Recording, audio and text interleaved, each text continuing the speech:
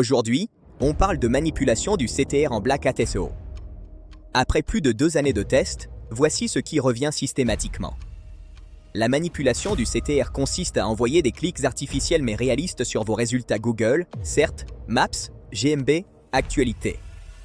L'objectif est simple, augmenter le taux de clic pour provoquer, dans certains cas, un boost temporaire de position. Ce n'est ni magique, ni garanti. Mais sans certaines règles, ça ne fonctionne pas. Voici les 3 clés incontournables. Clé numéro 1, l'infrastructure réseau. La plus grosse erreur, c'est de sous-estimer les proxys. Un proxy qui change d'IP toutes les minutes ne suffit pas. Même avec des milliers d'adresses. Google observe bien plus que la rotation d'IP. Les offres très discount sont à éviter, proxys illimités, résidentiels, data center ou ISP. Dans la majorité des cas, ils ne sont ni propres, ni réellement dédiés. Beaucoup de plateformes CTR utilisent le même pool de proxy, partagé entre des dizaines de clients. C'est un red flag immédiat. J'ai même testé des smartphones transformés en proxy, avec le mode avion pour changer d'IP.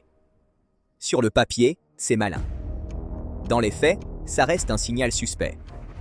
Clé numéro 2, les proxys mobiles 4G et 5G.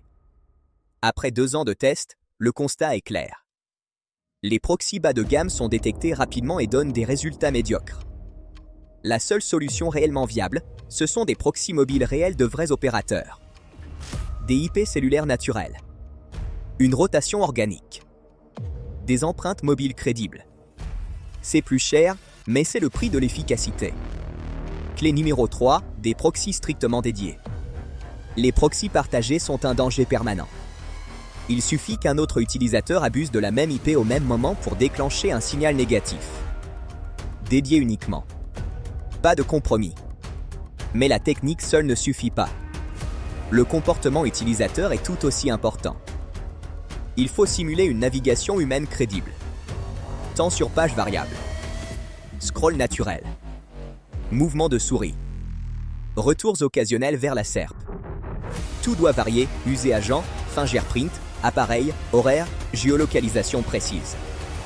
Des coordonnées GPS cohérentes avec l'IP, dans un rayon logique, pour éviter toute incohérence. Conclusion. La manipulation du CTR fonctionne encore en 2026, mais uniquement dans certains contextes. Il n'y a aucune garantie. C'est du Black Hat SEO. Il y a toujours un risque. Parfois Google pénalise. Parfois il ignore. Par principe, il vaut mieux prévenir que promettre.